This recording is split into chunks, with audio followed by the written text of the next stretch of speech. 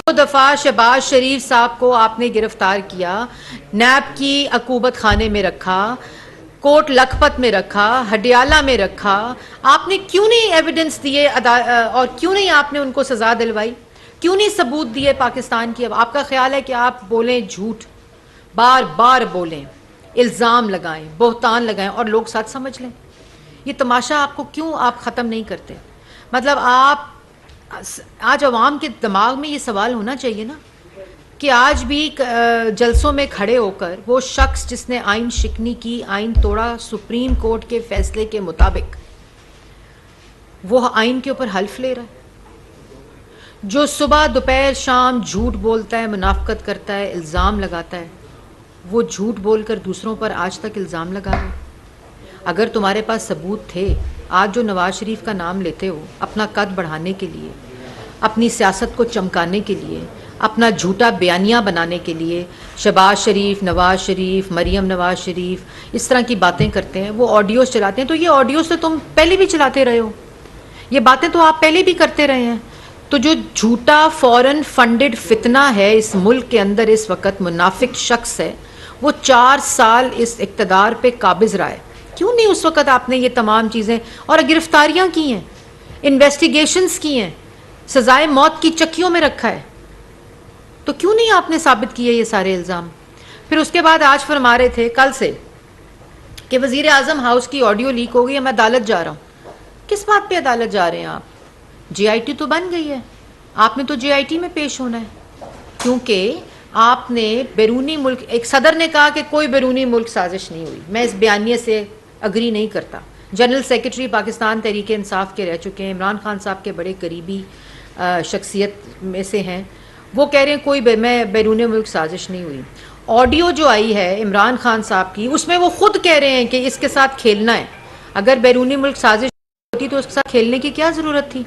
रखते आपका जो काम है, टेबल, कुर्सी, माइक्स, आवाम को बताते कि ये बैरूनी मुल्क साजिश 7 मार्च को हो गई मुल्क के साथ। 27 मार्च तक आपने उस साजिश के साथ खेल खेला। 28 मार्च के साथ आपने फॉरेन ऑफिस को इसमें इन्वॉल्व किया, मुल्की मफाद को दाव पर लगाया। उसके बाद ऑडियो लीक्स में आप कहते हैं इसके साथ खेल खेलना है, इसके साथ खेलना है। ये कोई मजाक है? उसके बाद आप कहते हैं कि मैं जा रहा हूँ, और फिर ये जो आप बात कर रहे हैं कि प्राइम मिनिस्टर हाउस जो है उसकी जो ऑडियो है वो लीक हो रही है, हम अदालत जा रहे हैं। तो ज़रा सुनाएं जी। एक शख्स, मैं उसके बाद दोनों शख्सियात का नाम आपसे पूछूंगी कि ये दोनों शख्स कौन है, लेकिन सुनाएं जी पहले शख्स। टेलीफोन कर, घर कर, नौकरों को भी इन्होंने खरीदने की कोशिश की। अभी तो वो ऑडियो टेप निकल रही है कि प्राइम मिनिस्टर के ऑफिस में वो भी टैप हो रहा था। मैं अपनी एजेंसी से पूछता हूं कि क्या तुम्हारा ये काम रह गया है कि अपने ऊपर लोगों को जासूसी करो? क्या आपका ये काम रह गया है कि जोड़ तोड़ करो कि किसको अब लेके आना और किसको बुलाना है?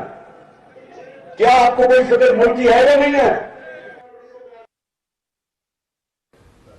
अब ये आप अगर दोनों क्लिप्स देखें तो इंसान की अकल जो है वो दंग रह जाती है कि ये शख्स एक ही है जो अपने पहले इंटरव्यू में इस बात को, पहला पाकिस्तान की 75 साल की तारीख में पहला वज़ीर आज़म है जो PM ऑफिस और PM की रिकॉर्डिंग को लेजिटिमाइज कर रहा है। कह रहा है बिल्कुल रिकॉर्डिंग होनी चाहिए, बिल्कुल जो वज़ीर आज़म हाउस या वज़ीर आज़म है उसकी रिकॉर्डिंग होनी चाहिए। ये प्रोटेक्शन के लिए होती है वज़ीर आज़म की, मतलब वो लेजिटिमाइज कर रहे हैं मुल्क का वज़ीर आज़म। उस वक़्त ये मुल्क के वज़ीर आज़म थे जो खुद कह रहे हैं कि बिल्कुल रिकॉर्डिंग भी होनी चाहिए, ये रिकॉर्डिंग वज़ीर आज़म हाउस की भी होनी चाहिए, ये वज़ीर आज़म की भी होनी चाहिए, क्योंकि ये प्रोटेक्शन होती है वज़ीर आज़म की। वही शख्स जिसको पता चल गया कि उसकी ऑडियो लीक्स आने के बाद उसका जो बयानिया है बैरून मुल्क साजिश का वो दफन हो गया, जो ये कह रहा है और फिर ये कह रहा है कि ये तुम्हारा क्या काम है कि जोड़ो और तोड़ो। जोड़ तोड़ तो 5 MNAs कह रहे हैं आप, क्या मैंने ख़रीद लिए हैं? हॉर्स ट्रेडिंग और गलत है कि ठीक है बस करो, अवाम को चालें चलो, खेल खेलो। ये वो शख्स है जो अगर सियासत में किसी ने मंडी लगाई है तो वो इमरान खान साहब ने लगाई है। अगर सियासत को कारोबार बनाया है, जिसका जो मरियम औरंगज़ेब नहीं कह रही, या वो पाकिस्तान मुस्लिम लीग नून या कोalition गवर्नमेंट नहीं कह रही, वो इमरान खान साहब खुद कह रहे हैं कि मैंने 5 MNA ख़रीद लिए हैं, 5 का बंदोबस्त कर दो और चालें चलो, गलत है कि सही है इसकी फ़िक्र ना करो। साइफर के ऊपर खेल खेलो, इसको अपने लिए इस्तेमाल करो, इसके मिनट्स को तब्दील करो, इसको फैब्रिकेट करो, इसमें फोजरी करो, उसके बाद साइफर को लेकर फरार हो जाओ, उसकी कॉपी को। ये इमरान खान साहब कह रहे हैं। और आज खड़े होकर वही शख्स ये कह रहा है कि मैं अदालत जा रहा हूं। अगर अदालत जाएंगे तो मेरा मशवरा ये है, एब्सोल्युटली फ्रॉड जो है, जब वो फॉरेन फंडेड फितना, एब्सोल्युटली फ्रॉड फितना जब जाएगा अदालत, तो किस मुंह से जाएगा? क्योंकि अफसोस इस बात का है कि मुंह तो एक ही है, शक्ल तो एक ही है। मतलब यही शक्ल लेकर जाएंगे ना अदालत, जिन शक्ल से ये गुफ्तगू कर रहे थे कि बिल्कुल टैप होना चाहिए, बिल्कुल रिकॉर्ड होना चाहिए, क्योंकि ये प्रोटेक्शन होती है। वही अदालत लेके जाएंगे, अदालत में ये क्लिप चलाएं, अदालत में ये बताएं कि ये उस वक्त का वजीर आजम जो इस केस को अदालत में लेकर आया है, वो ये कहता था कि ये होना चाहिए, इसको लेजिटिमाइज करता रहा, इस चीज़ को प्रोटेक्शन देता रहा। आज किस मुंह से अदालत जा रहा है? उस मुंह को लेकर पहले JIT में जाएं, क्योंकि अब ये अदालत जाने का नहीं, आपके जेल जाने का वक्त है। और दूसरी बात, इक़्तिदार में आने के लिए लोगों के जज्बात से खेला, दूसरों पर इल्ज़ाम लगाया, 1 करोड़ नौकरी का झांसा दिया, 50 लाख घरों का झांसा दिया, 90 दिन में करप्शन का ख़त्म करने का झांसा दिया। और अल्हम्दुलिल्लाह अल्लाह ताला के फजलो करम से करप्ट भी खुद, झूठे भी खुद, चोर भी खुद, मुनाफिक भी खुद, फॉरेन एजेंट भी खुद। और ये तमाम कड़ियाँ आपको मिलानी पड़ेंगी। ये जो फॉरेन फंडिंग का केस है, ये स्टैंड अलोन नहीं देखना पड़ेगा। जो फॉरेन फंडेड फितना है, जब वो इक़्तिदार में आया तो उसने मुल्क की मईशत के साथ क्या खेल खेला, क्या चालें चली, मुल्क की सियासत के साथ क्या खेल खेला, क्या चालें चली, बगैर किसी गलत और सही की फ़िक्र होने के बावजूद ये कहता रहा कि फ़िक्र ना करो। जिसने कश्मीर के सौदा किया, कश्मीर के बयानिए के साथ क्या खेल खेला, जो कहता था मोदी आएगा, मोदी का इलेक्शन, मोदी जीत गया तो कश्मीर आज़ाद हो जाएगा। ये वही शख्स है जिसने नैब के चेयरमैन की वीडियो को दिखाकर उसको ब्लैकमेल किया, तैयबा गुल को वजीर आजम हाउस के अंदर बंद किया, जिसने DG FIA को वजीर आजम हाउस के बाथरूम में बंद किया ताकि सियासी मुखालफिन के ऊपर केसेस बनाओ। आपने केसेस भी बनाए, जेलों में भी डाला, इन्वेस्टिगेशंस भी की, अदालतों में लेकर गए, अदालतों के अंदर सबूत ना होने की बुनियाद के ऊपर बेल्स हुई, सुरखरू हुए। आज तुम A1 फील्ड की ये जो दिखाते हो वीडियोस, मरियम नवाज, ये तुम्हारा खौफ है, ये तुम्हारा दिमागी जो दिमाग का के ऊपर जो असर है, ये उसको जाहिर करता है कि तुम कितने खौफ में मुब्तला हो। क्योंकि हर रोज़, जैसे मैंने पहले कहा था, कि हर सबूत एक थप्पड़ होता है, सिर्फ महसूस करने की बात होती है। अवाम के साथ खेल खेलते रहे, अवाम की तकदीर के साथ खेल खेलते रहे, गलत और सही की फ़िक्र ना करो। और आज कहते हो कि मैं जा रहा हूँ अदालत, और ऑडियोज़ लीक्स क्यों होती हैं? आप क्यों कहते हैं ऑडियो लीक क्यों होती हैं? और उसके बाद जिस पे सवाल करते हो, इतने बड़े एब्सोल्युटली फ्रॉड शख्स हो जो तुमसे सवाल करे, जो तुम पर केस बने, तुम दूसरों से सवाल करना शुरू कर देते हो। अपने सवालों का जवाब दो। और अब वो वक्त आ गया, जैसे लहरा लहरा के कागज़ कहते हो ना। और ये भी बता दूं कि जो लोग हल्फ ले रहे हैं इस एब्सोल्युटली फ्रॉड फॉरेन फंडेड झूठे शख्स का, फॉरेन फंडेड फितने का, उसने आइन तोड़ा हुआ है मुल्क का। सुप्रीम कोर्ट का फैसला आया हुआ है। ये ऑडियो लीक्स लीक क्यों हो रही हैं? क्योंकि इमरान खान साहब जब वजीर आजम थे तो उन्होंने इसको प्रोटेक्शन दी हुई थी, ये उनके बयानिए का हिस्सा था। वो कहते थे ऑडियो लीक, ऑडियोज़ को रिकॉर्ड करो, वजीर आजम की ऑडियो होनी चाहिए। दूसरों के ऊपर इल्ज़ाम जो आज शख्स लगा रहा है, उसने तमाम रियासती इदारों को वजीर आजम हाउस में बंद करके रखा हुआ था, यरगमाल बनाया हुआ था दूसरों के ऊपर झूठे केस बनाने के लिए। तुम 4 साल मुल्क के ऊपर मुसल्लत रहे हैं इमरान खान साहब। आप इल्ज़ाम ना लगाओ, अब वो वक्त गुजर चुका। अगर ये जो आज कह रहे थे पता नहीं कि इतना पैसा, हाँ तोशा खाना लेकर चले गए हैं रेफरेंस में, तो 4 साल क्या करते रहे हो? तब तो रेफरेंस की भी जरूरत नहीं थी, कार्रवाई करते, इन्वेस्टिगेशन करते। अब क्या तोशाखाना लेकर चले गए हैं? अब क्या वो एप्लीकेशन इलेक्शन कमीशन में लेकर चले गए हैं? ये किस किस्म का मजाक और तमाशा है? और अवाम को भी चाहिए कि इस फॉरेन फंडेड फितने से बचें, इसकी गुमराही से बचें। ये लोगों को बेवकूफ़ बनाता है और फिर बंद कमरों में बैठ के उन बेवकूफ़ लोगों पे हंसता है, कहता है उनके साथ चालें चलो। अवाम को तो नहीं पता चलेगा क्योंकि उनके दिमाग इस वक्त तैयार हैं, उस पर अपनी चाल चलो। ये तमाम उन लोगों को बेवकूफ़ बनाता है जो इसके झांसे में आते हैं।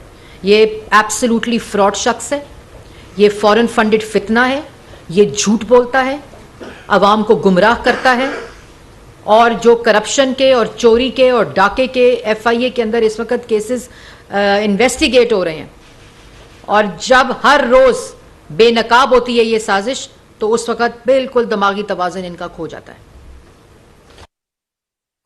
इमरान खान को ये लॉन्ग मार्च करने की आप इजाज़त देंगे या क्या हिकमत अमली होगी? देखिए, ये बड़ी इंपॉर्टेंट बात प्रेस रिलीज जो हमने कैबिनेट मीटिंग में की है कि कितने करोड़ों का खर्चा आता है इस फॉरेन फंडेड फितने की, जो अवाम के ऊपर जिसके इम्पैक्ट्स हैं, सिक्योरिटी के ऊपर, सेफ्टी के ऊपर, अवाम की सेफ्टी और सिक्योरिटी को इंश्योर करने के लिए, इस्लामाबाद के लोगों को महफूज करने के लिए। पिछली दफ़ा भी 2014 का जो धरना है जिसके वाजबात आज तक मेरा ख्याल है लोगों को नहीं मिले थे, अब दोबारा से ये वो एक्सपेंस है जिससे जो स्कूलों पे लग सकते हैं, जो अस्पतालों पे लग सकते हैं, जो फ्लड्स पे लग सकते हैं, फ्लड विक्टिम्स पे लग सकते हैं, वो इस वक्त इस्तेमाल एब्सोल्युटली फ्रॉड फितने की, झूठे की वजह से वो ये धरने की मैनेजमेंट में लगेंगे, लॉन्ग मार्च की।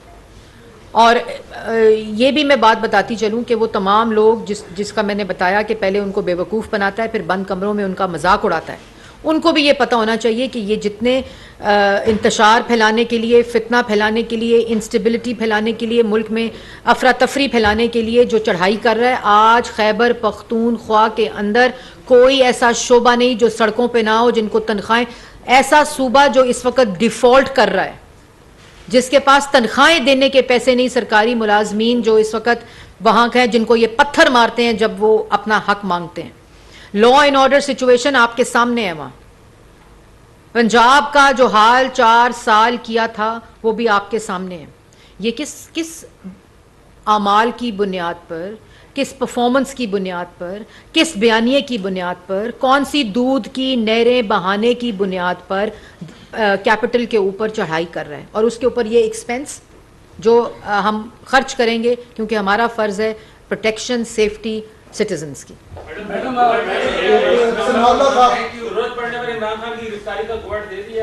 देखिए, पहले आपको बता दी है ये बात कि अगर कोई सियासी इंतकाम मकसद होता तो 13 अप्रैल को इमरान खान गिरफ्तार होता, क्योंकि उन्होंने ऐसे लोगों को गिरफ्तार किया था बगैर इन्वेस्टिगेशन के, बगैर केसेस के, सियासी इंतकाम की वजह से। इसी तरह ये जो केसेस हैं, ये 4-5 महीने की इन्वेस्टिगेशन है, इलेक्शन कमीशन का फैसला है, फॉरेन फंडेड है, फॉरेन फंडिंग है। इसकी पूरी इन्वेस्टिगेशन के बाद ये तमाम इकदाम कानून के मुताबिक उठाए जा रहे हैं और कानून के मुताबिक इंशाल्लाह उठाए जाएंगे।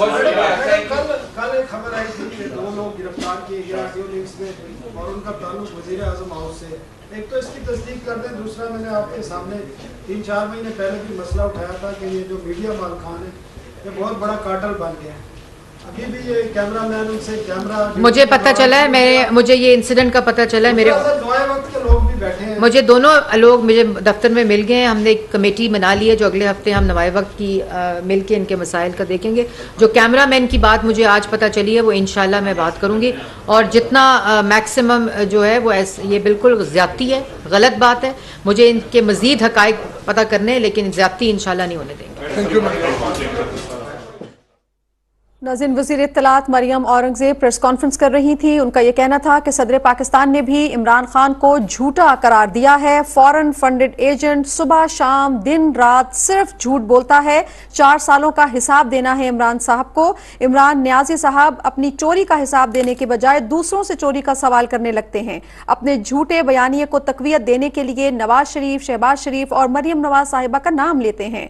सदर साहब ने भी कहा है कि कोई बैरूनी मुल्क साजिश नहीं हुई, होगी। ऑडियो लीक्स में आप कहते हैं कि इससे खेलना है, सियासत को इमरान खान साहब ने कारोबार बना दिया, हर सबूत मौजूद है, इमरान खान साहब को अब जेल जाना होगा। ये शख्स आवाम को गुमराह करता है, बेवकूफ बनाता है।